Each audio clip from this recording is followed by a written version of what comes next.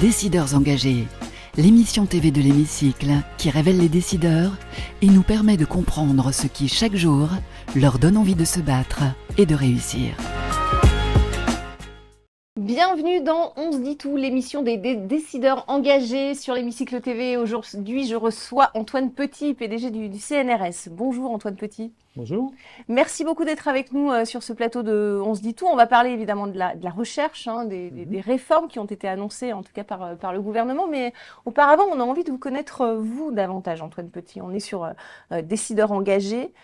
Quel est votre parcours? Qu'est-ce qui vous porte dans la vie? Quelles sont les valeurs que vous défendez? Alors moi, quand j'étais petit, je me suis jamais posé la question de ce que j'allais faire dans la vie. C'est vrai? Il y avait un truc qui m'amusait, c'était les maths. D'accord. Et jamais je me suis posé de questions.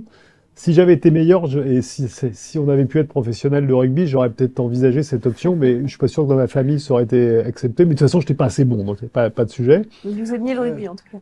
Ah oui, je continue, c'est une passion. Oui. Donc moi, j'ai toujours eu envie de faire des maths.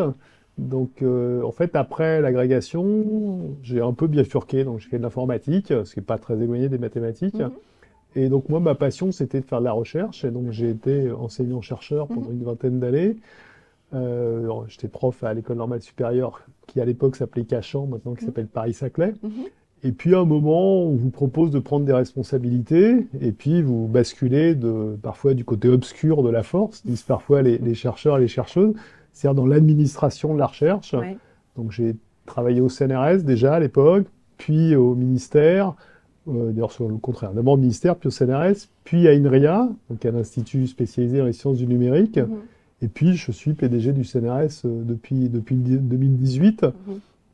Et moi, ma conviction profonde, c'est que la recherche, c'est essentiel. Mais bien sûr. C'est essentiel pour comprendre le monde, mais aussi relever pour les apporter des solutions, pour relever des défis, que ce soit les défis sociaux, que ce soit aussi les enjeux de réindustrialisation, Bien de sûr. souveraineté. Bien sûr, on l'a vu. Voilà, et donc c'est ça qui m'amuse, si je peux dire, parce que je dis si m'amuse, alors on peut trouver ça un peu léger, mais non, je pense que c'est important pour un chercheur et une chercheuse que de s'amuser. Et voilà, c'est ça la vie. Le CNRS, c'est 4 milliards d'euros de budget, 33 000 agents, dont 28 000 scientifiques, et plus de 1100 laboratoires en France et à l'étranger. On dit souvent que la recherche manque de moyens. C'est toujours le cas aujourd'hui? Alors, bon, évidemment, les gens vont dire 4 milliards, c'est énorme. Après, il faut ramener ça au nombre d'agents. Et puis, surtout, la recherche, c'est une compétition qui est internationale. Et donc, il y a une course au talent aujourd'hui qui est absolument internationale. Donc, on n'a pas à se plaindre au CNRS, c'est qu'on recrute chaque année 30% de chercheurs ou de chercheuses qui ont une autre nationalité que la nationalité française. Donc, on reste attractif.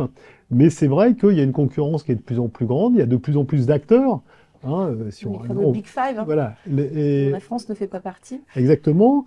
Et puis, il y a des pays qui, d'un point de vue scientifique, n'existaient pas il y a 30 ans. On pense à la Chine. Aujourd'hui, la Chine est un grand pays scientifique. Et donc, il y a une course à essayer de récupérer les meilleurs talents, de les garder. Et c'est une course dans laquelle il faut être vraiment à la pointe. Et la pointe, ça passe par des investissements publics, des investissements privés. Donc pour vous, c'est pas suffisant, c'est ce que vous Non, je crois que c'est pas, si on compare, parce qu'il y a des indicateurs, il y a ce qu'on appelle la DIRD, la dépense intérieure de recherche et de développement. Et nous, elle s'exprime en pourcent du PIB. Et on est au même niveau depuis 1995, donc à 2,2% du PIB, alors que par exemple nos amis allemands sont à plus de 3%.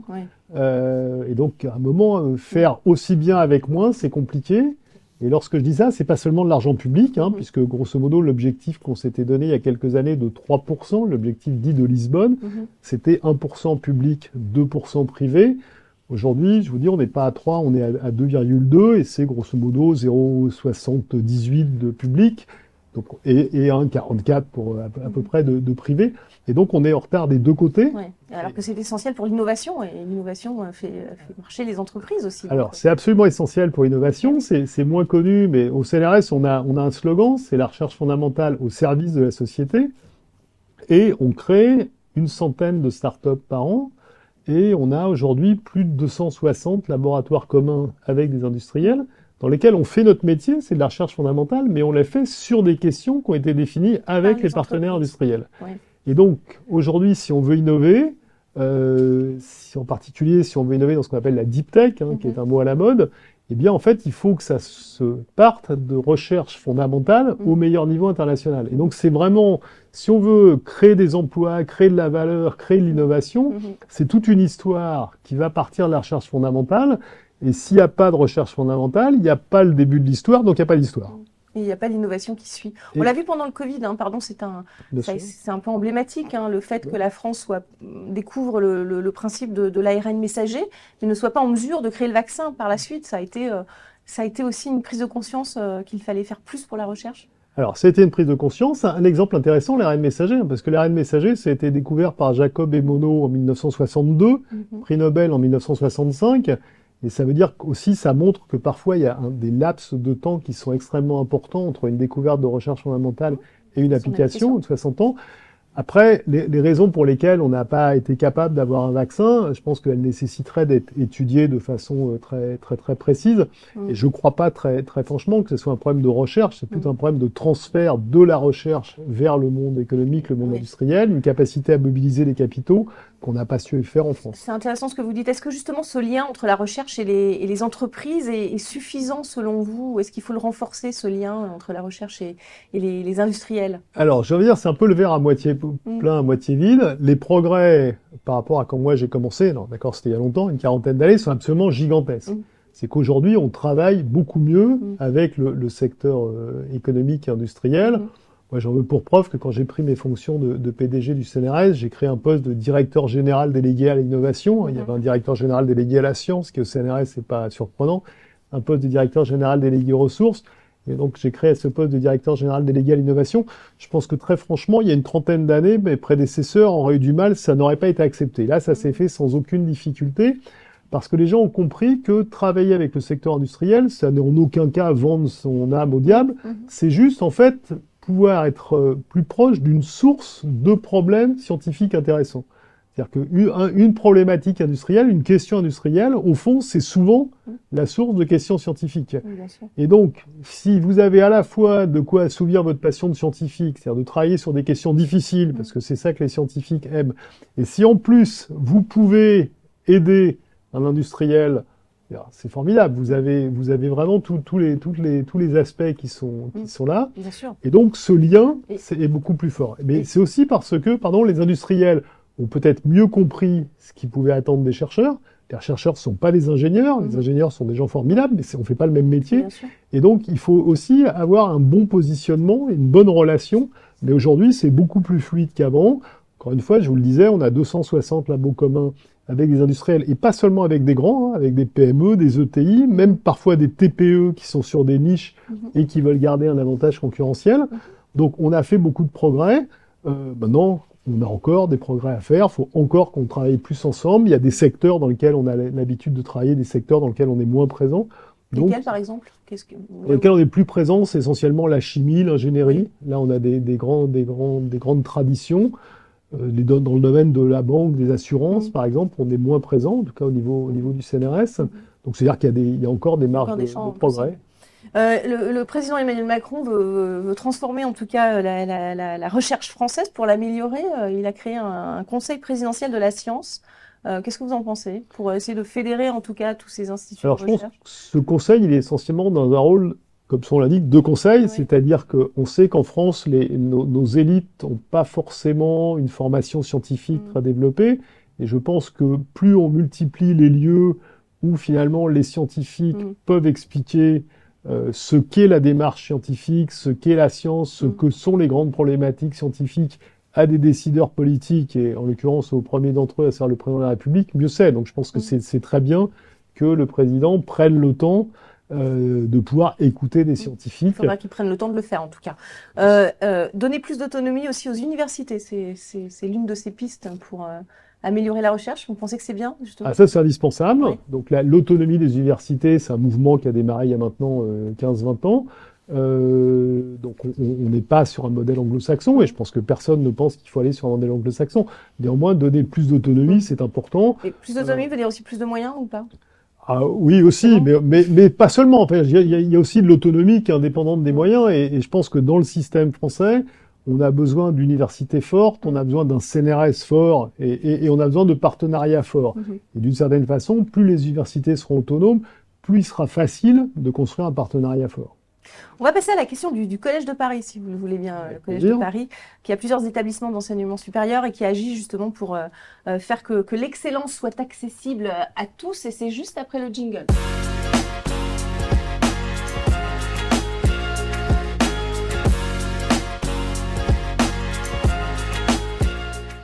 La question du Collège de Paris pour vous, Antoine Petit, quelle est la valeur qui représente le plus votre entreprise, qui représente le plus le CNRS, et comment est-ce que ça se traduit concrètement?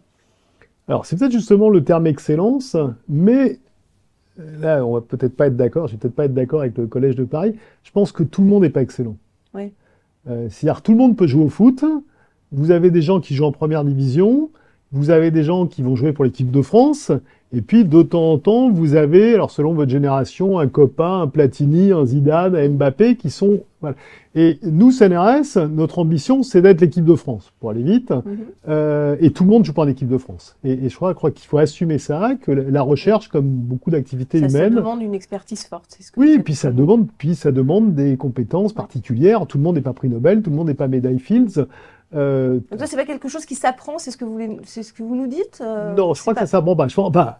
Oui, ça se cultive, mais malgré tout, c'est aussi une façine d'être. Oui, puis encore une fois, vous pouvez vous entraîner toute votre vie, tout le monde sera pas Mbappé ou Zidane. Mais ça, c'est physique. Voilà. Après, bon, Oui, mais d'une certaine façon, c'est pas seulement physique, à mon avis, mais je pense que dans les chercheurs, nous, notre objectif au CNRS, c'est d'essayer de recruter les meilleurs, que ce soit sur le territoire français ou à l'étranger, comme je disais tout à l'heure, de leur donner les conditions de travail les meilleures, de façon à ce qu'ils soient compétitifs au niveau international. Parce que la recherche, la concurrence à l'international, et vous n'existez que si vous êtes parmi les meilleurs. Donc c'est pas non plus une compétition féroce, parce que c'est aussi de la coopération, mais c'est ça notre objectif. Alors est-ce que la parité a sa place dans cette recherche de l'excellence, façon CNRS? La question de l'International Women's Forum France, à présent, juste après le jingle, on va la découvrir.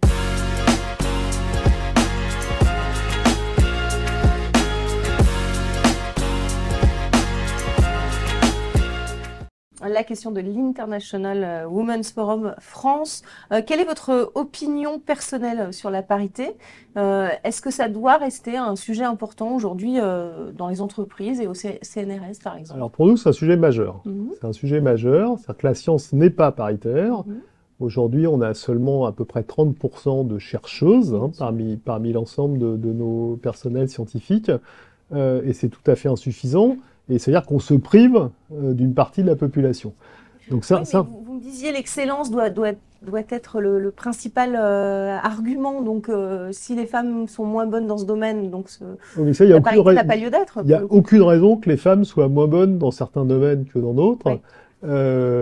Aucune étude sérieuse n'a réussi à démontrer ça. Et donc c'est plus un problème de culture, de formation. J'en veux pour preuve dans le domaine, mon domaine d'origine, les mathématiques. On voit il y a des superbes élèves jusqu'en terminale. Et après le terminal, le nombre de jeunes filles qui choisissent les mathématiques est très faible. Et donc c'est pas, voilà. Donc comment vous l'expliquez ça? Je pense que c'est un problème compliqué de la manière dont on enseigne les mathématiques. C'est aussi un problème de rôle modèle. C'est-à-dire, si on ne vous montre que des hommes mathématiciens, probablement ça n'encourage pas les jeunes filles à s'orienter vers les mathématiques. Si on prend la fameuse médaille Fields, qui est donc la récompense un peu suprême pour les mathématiciens, dans toute l'histoire de la médaille Fields, il n'y a eu que 2 lauréates.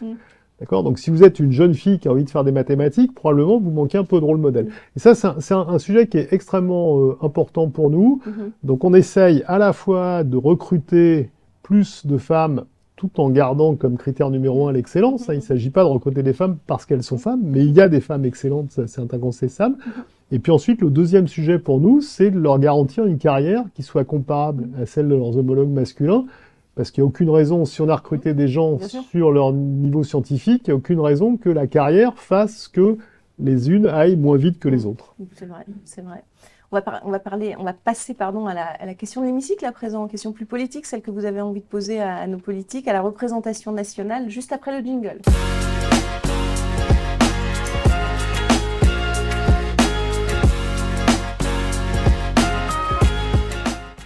on a vu que la recherche a été mise sur le devant par le président de la République. Il s'en préoccupe, mais est-ce que vous avez d'autres préoccupations, d'autres questions que vous aimeriez poser à la représentation nationale? Antoine Petit, vous avez 1 minute, face caméra, droit dans les yeux, comme si vous étiez dans l'hémicycle. Question au gouvernement, c'est à vous. Alors la France est un grand pays scientifique, elle a une longue tradition de grands chercheurs et de grandes chercheuses, mais on est dans un contexte international qui est de plus en plus compétitif, et si nous voulons garder notre place, je pense qu'il faut plus investir dans la recherche. Et lorsque je dis ça, je parle aussi bien d'argent privé que d'argent public. Il ne s'agit pas juste de se tourner vers l'État comme étant la bonne fée. On a besoin de plus d'investissements pour être à la hauteur de la concurrence internationale, pour être capable d'attirer les meilleurs talents et de les garder. Et je crois que ça, c'est essentiel si on veut produire des connaissances. Et pourquoi est-il essentiel de produire des connaissances? Pour aborder les grands enjeux de la planète, le changement climatique, la transition énergétique, mais aussi pour réindustrialiser la France. Je pense qu'une des forces de la France, c'est le niveau scientifique. Et donc, si on veut des innovations de rupture, ces innovations de rupture, elles naissent la plupart du temps de recherches fondamentales qui sont issues des laboratoires. Et c'est aussi important d'investir dans la recherche pour la souveraineté. Donc voilà, donc ça fait plein de bonnes raisons, je crois, pour lesquelles il faut investir. Et moi, j'attire l'attention sur le fait que les décisions qu'on va prendre aujourd'hui, ou les non-décisions qu'on va prendre aujourd'hui, vont avoir un impact, non pas demain, mais dans 5, 10 et 15 ans. Et encore une fois, si on veut rester une grande nation scientifique, et je pense que c'est une nécessité absolue, il faut investir davantage. Message entendu. Merci beaucoup Antoine Petit d'être venu dans On se dit tout, l'émission des décideurs engagés. Merci à vous. On l'a vu, vous êtes un décideur engagé, en tout cas sur cette question de la recherche, de l'innovation et des enjeux de souveraineté. On n'en a pas parlé, mais c'est une question très importante. Merci à vous pour votre fidélité à notre émission et on se retrouve très très vite dans On se dit tout. Décideurs engagés, l'émission TV de l'hémicycle qui révèle les décideurs et nous permet de comprendre ce qui chaque jour leur donne envie de se battre et de réussir.